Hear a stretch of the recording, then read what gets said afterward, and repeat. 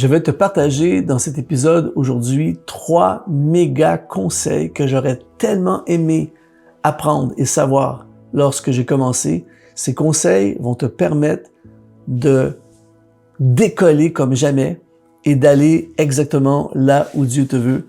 Alors, c'est parti.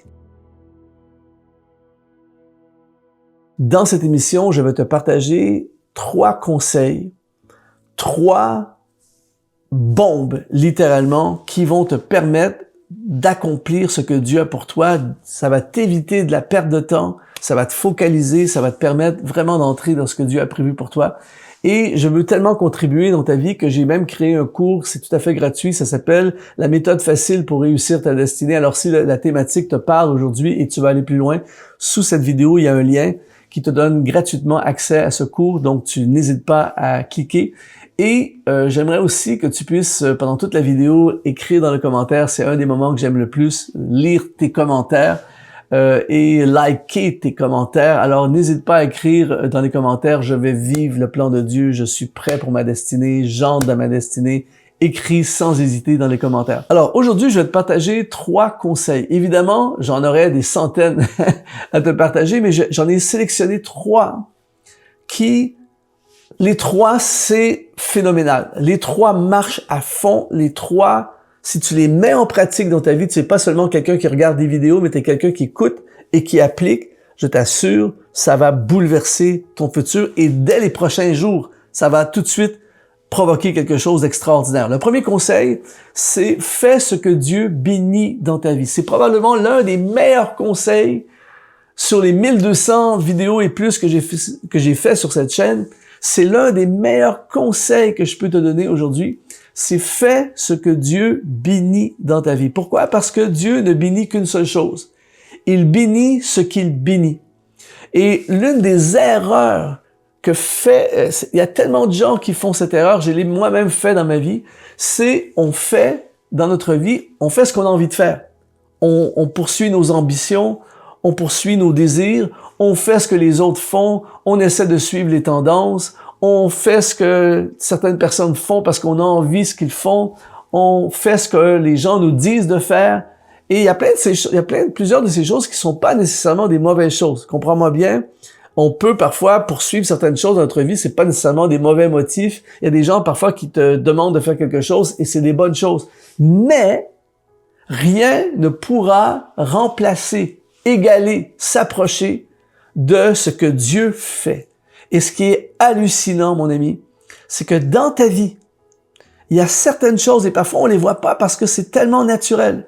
Il y a des choses que Dieu bénit vraiment. Il y a des choses que tu fais que Dieu l'approuve, Dieu veut, Dieu pourvoit pour ça, Dieu honore ça. Mais nous, on le voit pas parce qu'on est tellement à la poursuite de tout le reste qu'on néglige ces choses. Et ce qui est hallucinant encore plus, c'est que c'est tellement béni de Dieu que même quand on les néglige, ça marche quand même. Et puisque justement c'est facile, tout ça, on les néglige. Alors que qu'est-ce qui arriverait si on capitalisait là-dessus? Je te donne un exemple. Quand j'ai commencé dans le ministère, je faisais plein de choses. J'étais impliqué dans plein de choses. Mais quand je prenais ma guitare et que je composais des chants, il se passait quelque chose. D'ailleurs, c'est ce qui m'a amené à faire le tour du monde. C'est un truc démesuré. Mais je consacrais un peu de temps à la composition, tout ça, mais une grande partie de mon temps à faire plein d'autres choses, des bonnes choses. Et un jour, dans la prière, le Saint-Esprit a parlé clairement et m'a dit « Écris des chants pour ma gloire. Écris des chants pour la gloire de Dieu. » Et j'ai complètement shifté mon énergie, mon temps, et je l'ai consacré sur écrire des chants. Quelque chose que Dieu bénissait grave dans ma vie. Et parce que je suis pas devenu une nouvelle personne, j'ai simplement capitalisé sur quelque chose que Dieu bénissait dans ma vie et pouf, ça m'a propulsé dans les nations. Ça a créé un ministère. Ça a été au-delà de moi. Et j'en suis encore dans cette vague aujourd'hui. Tu vois, à cause du fait que j'ai capitalisé sur ce que Dieu bénissait. Et à partir de ce jour-là, j'ai commencé à étudier, observer attentivement qu'est-ce que Dieu bénit dans ma vie. Et c'est la même chose pour toi. Observe cette chose ou ces choses que Dieu bénit dans ta vie et capitalise à fond, néglige d'autres choses et donne-toi à fond. Mets ton temps, mets ton énergie, mets tes talents, mets ton argent, ton cœur dans ce que Dieu bénit dans ta vie et tu vas voir, ta vie va décoller comme une fusée. C'est juste phénoménal. Donc ça, c'est le premier conseil. Le deuxième conseil, c'est trouve l'environnement qui correspond à ta destinée. Ah, mon ami, là, il faut que je me retienne, je pourrais te parler pendant des heures là-dessus, c'est un truc démesuré. C'est l'une des plus grandes erreurs que les gens font. J'ai fait cette erreur moi aussi. C'est-à-dire que parfois on est, dans le sens naître, on est dans un environnement. On n'a pas choisi où on va naître. On n'a pas choisi de naître dans ce pays. On n'a pas choisi de naître dans cette ville, dans cette région. On n'a pas choisi de naître dans cette famille. On n'a pas choisi de naître spirituellement dans une église en particulier, tu vois, dans un contexte. On n'a pas choisi ça. Mais par la suite, pour le reste de ta vie, tu as l'option de choisir. Et l'une des choses qu'il faut comprendre, c'est qu'il y a des environnements qui sont propices à l'expansion de ce que Dieu a mis en nous. C'est juste incroyable. C'est-à-dire que, par exemple, il y a des environnements que lorsque moi, Luc Dumont, lorsque je vais dans certains environnements, je suis la même personne. J'ai rien plus que d'habitude, mais quand j'arrive dans certains environnements, mon ministère passe dans une autre dimension. Tout est mieux. Même, je m'en rends compte pendant que j'exerce mon ministère, je me dis, mais wow! Alors que je vais dans d'autres environnements, c'est pénible, c'est difficile, c'est moins bon. Tu vois? Et donc, tu dois trouver l'environnement qui correspond à ce que Dieu a mis en toi. Tu es un artiste, il faut que ce soit un environnement artistique. Tu es un entrepreneur, il faut que ce soit un environnement entrepreneurial où tu peux entreprendre. Tu es un prédicateur, il faut que tu puisses être dans un environnement où tu prêches. Si tu es un prédicateur et tu peux pas prêcher. Si tu es un entrepreneur et tu peux pas entrepreneur, tu prends un entrepreneur, par exemple, qui a vraiment cet appel d'entrepreneur, mais il est enfermé dans un cubicule, dans une tour à bureau, dans un poste au gouvernement. Et avec tout le respect, je ne méprise pas du tout un poste au gouvernement dans une tour à bureau. Mais si tu es un entrepreneur, tu es mort. Tu ne pourras pas. C'est un environnement qui va tuer ton appel entrepreneurial. C'est fort. Si tu es un urbain et que tu es dans un environnement rural, ne sois pas étonné que tu ne sois pas bien. Si tu es un rural et que tu es dans un environnement urbain, ne sois pas étonné d'être en train d'étouffer. Tu vois? Il y a des environnements qui sont propices au développement de ta destinée et malheureusement, il y a des environnements qui sont propices à la destruction de ta destinée. Alors aujourd'hui, conseil qui peut changer ta vie pour toujours, trouve l'environnement qui est connecté avec ce que Dieu a mis en toi. Et là, je vais arrêter sur ce point-là parce que je peux t'en parler pendant des siècles. Troisième conseil incroyable, c'est vis dans la grande image. L'erreur que beaucoup de gens font, j'ai fait cette erreur, c'est de se limiter à la petite image. En anglais, on dit big picture, la grande image. C'est-à-dire que, en ce moment, je suis en train d'enregistrer cette vidéo. Je suis assis devant cette caméra. Ça, c'est la petite image. La petite image, c'est que j'ai ce truc électronique qui est là devant moi. Et t'es pas là, je te vois pas en ce moment.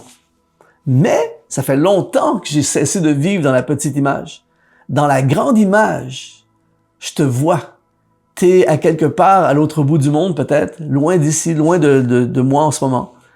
Tu vis des choses dans ta vie, tu as besoin d'entendre ce message.